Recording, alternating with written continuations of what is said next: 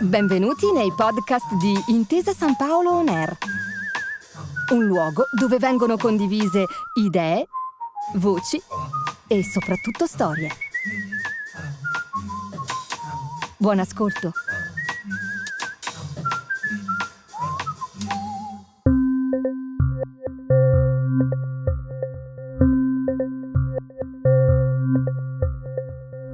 (258.098 abitanti, 59 metri sul livello del mare per la città dell'amore, che adagiata sopra il fiume Adige sembra quasi essere il punto di incontro tra la pianura padana e i Monti Lessini, due mondi separati e distanti che si protendono per abbracciarsi dentro a delle mura antiche e bellissime. Piazza Bra e l'Arena, il Duomo, la Basilica di San Zeno, il Palazzo della Regione, Piazza delle Erbe e Piazza dei Signori, la Gran Guardia e Palazzo Barbieri, i Ponte sull'Adige e l'Arsenale, Romeo e Giulietta, il Vecchio Bardo e i musical di oggi, il risotto all'amarone, la polenta, i gnocchi di patate, il derby e ovviamente l'Hellas Verona. Il nostro viaggio alla scoperta delle province del calcio italiano oggi ci porta a Verona per parlare dell'Hellas e in particolare per parlare di una stagione speciale, specialissima, in cui la bellezza dei risultati fu tale, per una volta, da superare addirittura quella della città. Questa è la seconda stagione di Tutto il calcio provincia per provincia, il nuovo appuntamento con il racconto calcistico della nostra memoria sportiva. Un mosaico dove pezzo dopo pezzo andremo a ricostruire la geografia pallonara d'Italia, alla riscoperta delle nostre unicità locali. Tutto il mondo è paese e allora tutto il nostro, di paese, diventa provincia. Per sottolineare ancora una volta il senso di appartenenza unico che solo le nostre latitudini, grazie al calcio, alla cultura e alla gastronomia, diventa anche un lascito culturale. Una stagione inedita, nuova, nella quale andare a ricercare le storie nella storia, i piccoli grandi dettagli che hanno reso eterna una stagione speciale. Da nord a sud, dal mare alla campagna, dalle Alpi alle isole, tra le centinaia di modi in cui è possibile raccontare l'Italia, abbiamo scelto questo: fatto di pallone, fatto di passione e fatto di ricordi.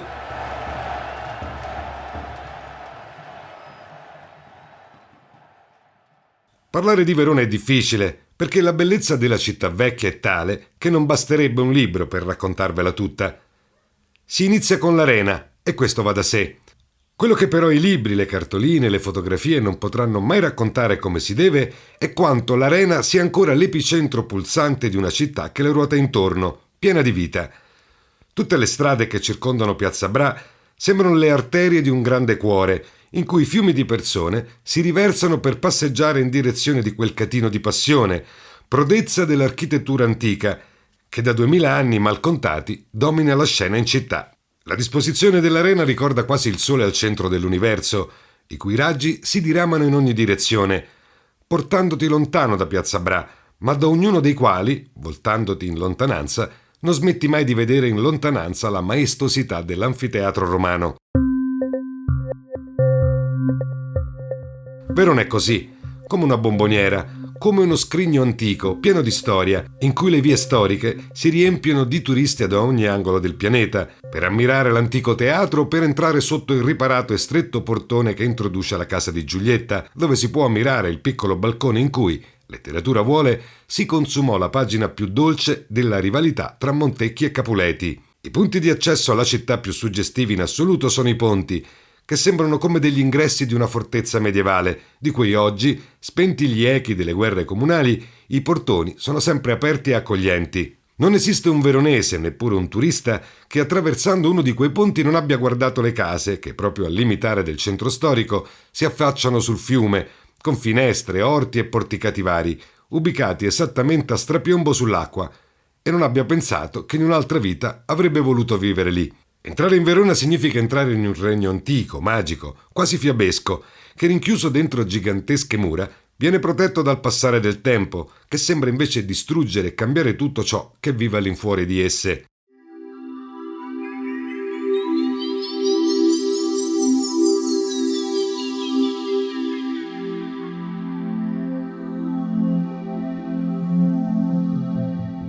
Scriveva Shakespeare di Verona. Non c'è mondo per me al di là delle mura di Verona. C'è solo purgatorio, c'è tortura, lo stesso inferno.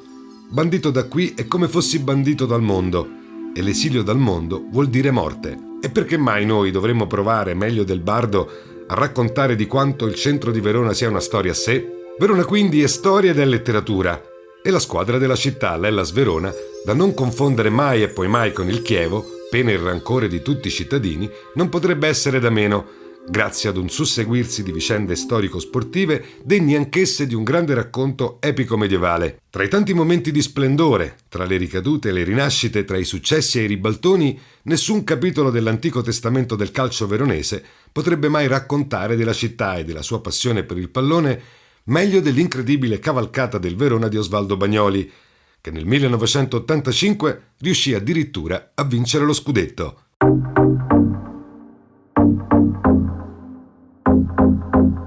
Ora, bisogna anche dire che per scrivere un bel libro non basta avere in testa un gran capitolo finale. Di certo, avere l'asso nella manica di un lieto fine a sorpresa aiuta nella stesura di una storia senza tempo, ma non si può in alcun modo negare che il testo debba essere un crescendo, perché la grandezza, anche se non soprattutto quella sportiva, non si può mai improvvisare. L'amore tra la piazza Scaligere e quell'uomo d'altri tempi di Osvaldo Bagnoli era scoppiato ben prima di quel 1985, ed era nato quando, qualche stagione prima, quel galantuomo milanese semplice e pacato aveva condotto i gialloblu alla promozione in Serie A. Lo stile dell'Osvaldo era la personificazione vivente del concetto: scarpe grosse e cervello fino, un modo molto umile di vivere lo sport e il calcio, ma della cui reale brillantezza ti accorgevi solo al momento di tirare le somme. Pragmatismo, ma con classe, idee, ma con equilibrio, campanilismo, ma coscienti che si trattava sempre e comunque di un gioco.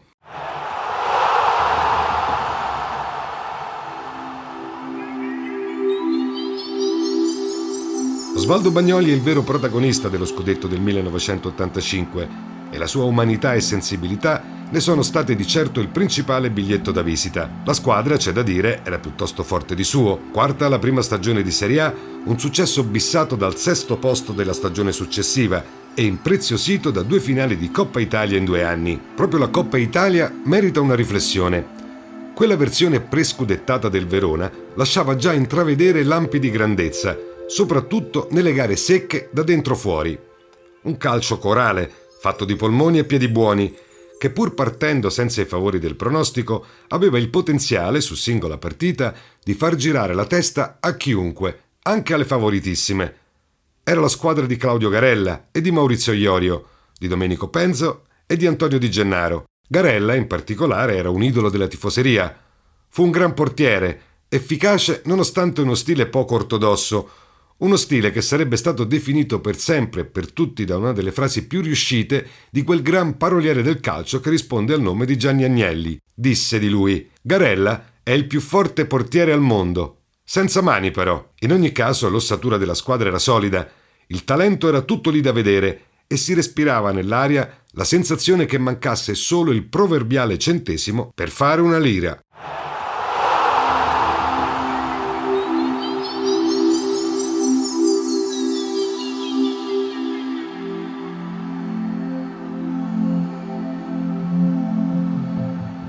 All'Hellas sembrava proprio mancare quel minimo di cinismo e di cattiveria agonistica per trasformare il calcio spumeggiante e fresco di Bagnoli in un gioco più efficace e funzionale al grande risultato. L'occasione di fare l'ultimo step, di colmare l'ultimo gap con le storiche forze del campionato, venne offerto agli scaligeri dal campionato europeo per nazioni, giocato nell'estate del 1984, edizione poco redditizia per le televisioni italiane, anche perché si sa che quando non c'è la nostra nazionale i tifosi si dimenticano in fretta che ci sia un evento internazionale in diretta. Solo 8 squadre partecipanti, divise in 2 gironi all'italiana e senza gli azzurri, usciti sconfitti durante le qualificazioni. In più, a corredo di una beffa già di per sé odiosa, ecco che invece le altre grandi nobili europee erano tutte ai nastri di partenza. La Germania Ovest, la Spagna, poi seconda, e la Francia, poi vincitrice, trascinata dal talento di Michel Platini, che avrebbe anche vinto il Pallone d'Oro.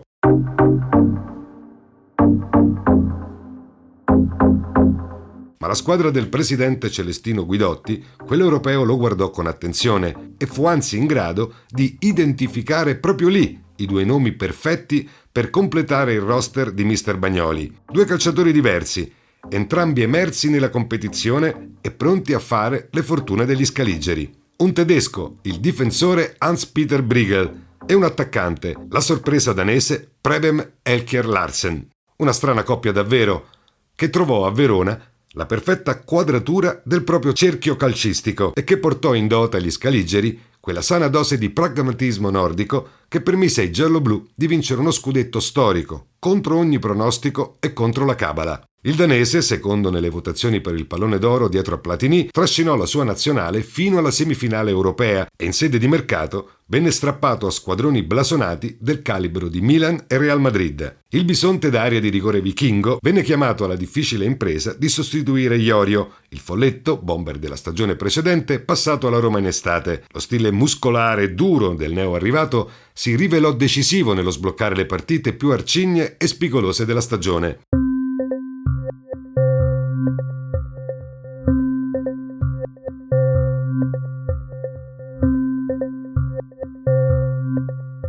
La squadra aveva finalmente tutto per esplodere. Il gruppo storico, guidato da Volpati e Di Gennaro, garantiva grande solidità ed equilibrio nello spogliatoio, mentre l'erede di Scirea in azzurro, il capitan Tricella, era il punto di riferimento della squadra e dell'allenatore per le sue doti tecniche e tattiche. Elegante, con la faccia pulita da studente, mingherlino e timido, non dava apparentemente l'impressione di poter essere un lottatore, ma quando contava non tirava mai indietro la gamba. Il campionato fu una marcia trionfale, con squilli di fanfara lunghi un anno intero, degni di una rappresentazione dell'Aida che risuona nel cuore dell'arena. Subito un secco 3-1 al Napoli di Maradona, così per mettere in chiaro le cose, poi un girone d'andata condotto da autorità sul resto delle pretendenti e chiuso in testa, con l'effimero ma benaugurante titolo di campioni d'inverno appuntato sul petto. 6 miseri gol, questo fu il piccolo bottino che tutte le avversarie combinate raccolsero nel girone d'andata contro gli scaligeri. Una difesa di ferro.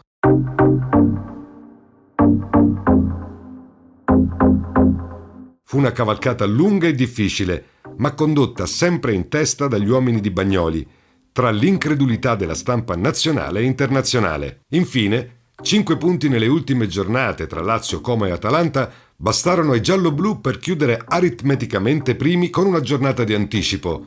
Fu apoteosi per le vie del centro cittadino e a distanza di anni, proprio a celebrare la tendenza alla favola e alla letteratura della città, ecco che oltre ai ricordi di quella stagione indimenticabile restano anche una sfilza di straordinari soprannomi, o per meglio dire nome d'arte, che la curva scelse per identificare per sempre i grandi protagonisti di un romanzo da urlo, che resteranno per sempre nella storia del calcio italiano. Nomi eterni, come Puffo al Tritolo, come il Cenerentolo, come la Quercia, Garellic e il Gladiatore, protagonisti senza tempo di una storia bellissima. Questo è tutto il calcio provincia per provincia, il nostro viaggio calcistico per le strade d'Italia. Nessuna autostrada e niente pedaggi, solo ed esclusivamente strade provinciali. Alla prossima! Grazie per aver ascoltato i podcast di Intesa San Paolo On Air. Al prossimo episodio.